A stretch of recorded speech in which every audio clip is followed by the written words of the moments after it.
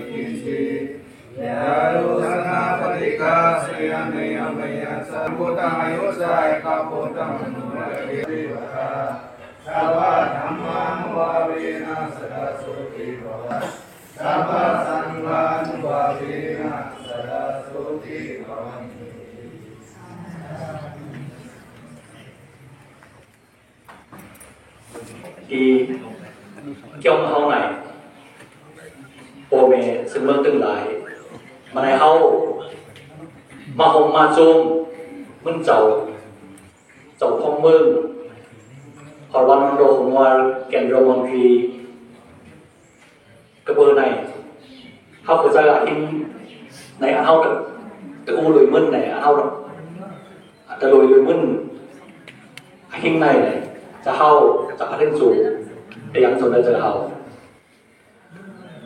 সরকার ভারত সরকারের কেন্দ্রীয় মন্ত্রী শ্রী সর্বানন্দ সোণোৱাল দেৱ জাহাজ বন্দৰ আৰ জল পৰিবহন আয়োগ বিভাগেৰ মন্ত্ৰী পূজনীয় ভান্তে নাহৰকটীয়া বিধানসভা সমষ্টিৰ সন্মানীয় বিধায়ক তৰংগ গগৈদেৱ উপস্থিত ভাৰতীয় জনতা পাৰ্টিৰ কেন্দ্ৰীয় জিলা পৰ্যায়ৰ কাৰ্যকৰ্তাসকল বিভিন্ন অঞ্চলৰ পৰা অহা সংবাদকৰ্মীসকল আৰু আজিৰ এই শুভক্ষণত সমবেত হোৱা ডিব্ৰুগড় তথা তিনিচুকীয়া জিলাৰ বিভিন্ন অঞ্চলৰ পৰা অহা বৌদ্ধ সমাজৰ বন্ধুসকল আৰু গাঁওবাসী ৰাইজ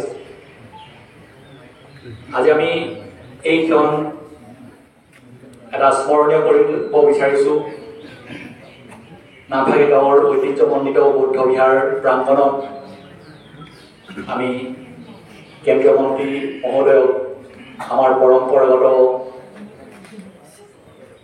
ভামযাত্ৰা আৰু আমাৰ পৰম্পৰাগত থা দুবিৰে আমি আদৰণি জনাব বিচাৰিছোঁ। তেখেতৰ এয়া দ্বিতীয় পদাৰ্পণ পূৰ্বতেও তেখেত আমাৰ মাজত আহিছে, আমাৰ সুখ দুখৰ বতৰা লৈছে।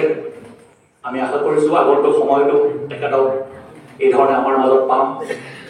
তেখেতৰ সুদীৰ্ঘ সামাজিক আৰু ৰাজনৈতিক জীৱনৰ যি সফলতা সেইখিনি পৰৱৰ্তী সময়তো আমি পাই থাকিম সেয়া আমি আশা কৰিছোঁ। আৰু তেখেতক নামফাকে গাঁওবাসীৰ তৰফৰ পৰা নামফাকে বৌদ্ধ বিহাৰ পৰিচালনা সমিতিৰ তৰফৰ পৰা আমি আদৰণি জনাব বিচাৰিছোঁ। প্ৰথমতে আমাৰ পৰম্পৰাগত ভা লুঙি সেয়া আমি উপহাৰ দিব বিচাৰিছোঁ। আমি আমাৰ গাঁৱৰ মুৰব্বী আইখাম গোহাঁই আগবাঢ়ি আহি এই উপহাৰ পৰৱৰ্তী সমাপন কৰিবৰ কাৰণে অনুৰোধ জনাইছোঁ।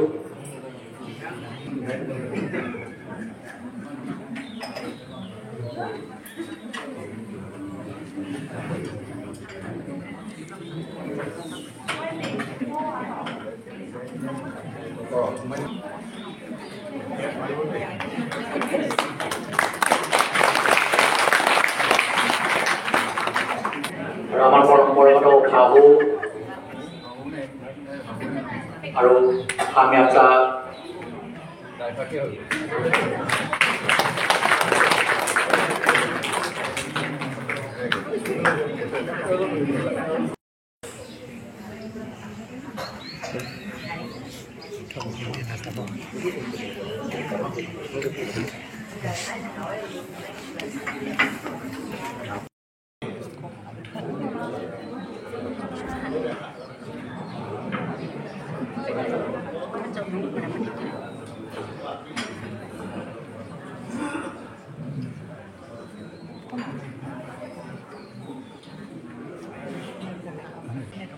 বিগত সময়ছোৱাত 1850 চনত এই গাঁওখন স্থাপন হোৱাৰ আজি 150 বছৰ অতিক্ৰম কৰিছে।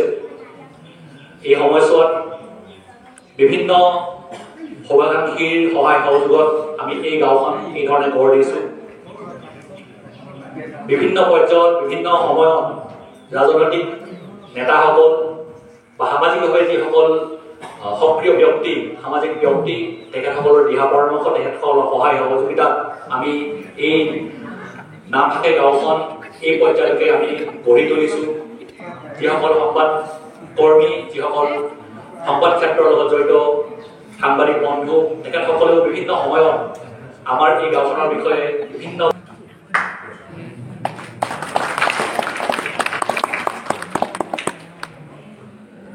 অসমত বৌদ্ধ সংস্কৃতি প্ৰসাৰ প্ৰসাৰৰ ক্ষেত্ৰত মগ বৰুৱা বৌদ্ধ সমাজেও নিজৰ পৰ্যায়ত যথেষ্ট কাম কৰি আছে। এইখিনি আমাৰ ফালৰ পৰা অৱগত কৰিছোঁ আৰু এতিয়া আমি কেন্দ্ৰীয় মন্ত্ৰী মহোদয়ৰ শুভেচ্ছামূলক বাৰ্তা শুনিম।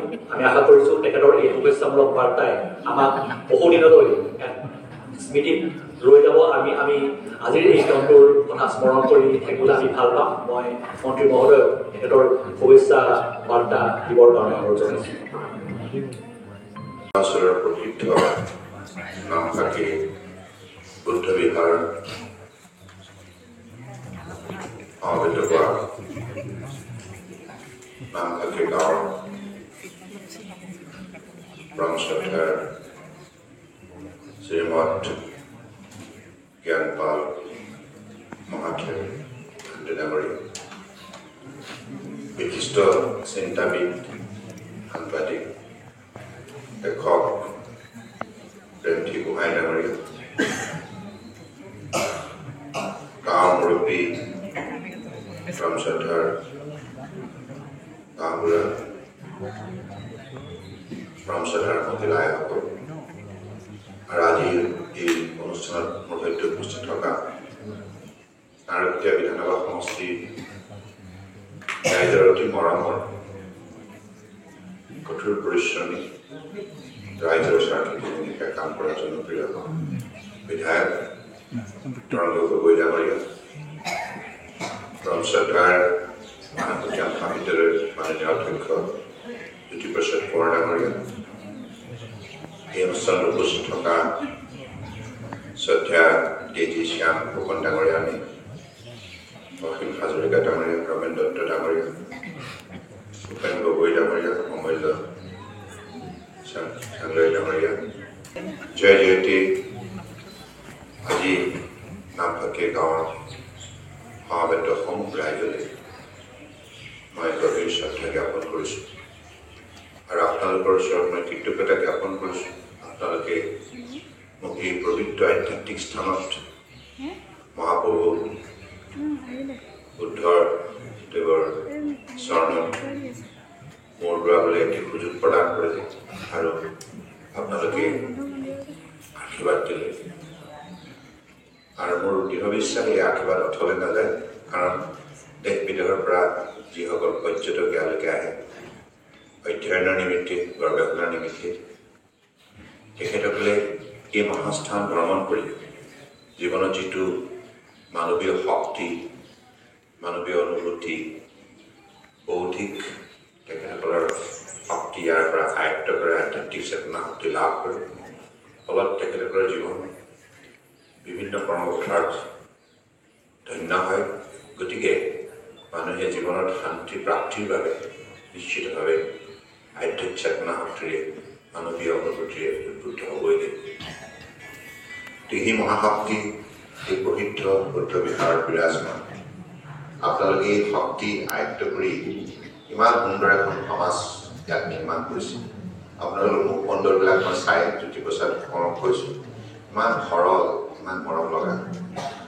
আপোনালোকৰ শৰীৰৰ যিটো ভাষা, এই ভাষাটোৱে শালীনতাবোধ, শিষ্টাচাৰ, মানৱীয় চেতনা ইয়াত যিসকল ভ্ৰমণকাৰী তেখেতসকলৰ হৃদয়ত জগাই তোলে।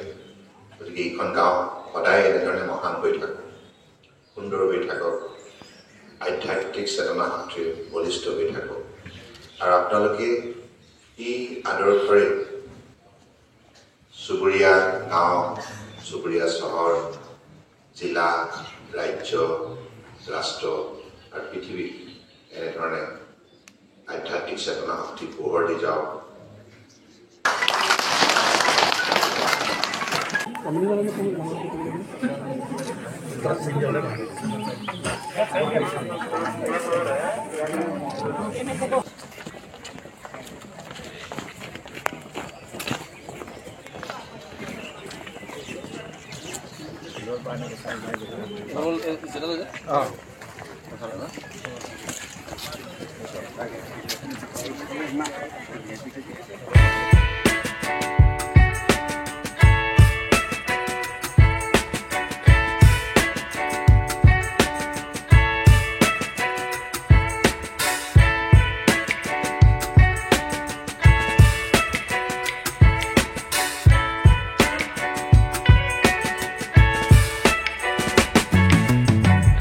Please do like, share and subscribe my channel.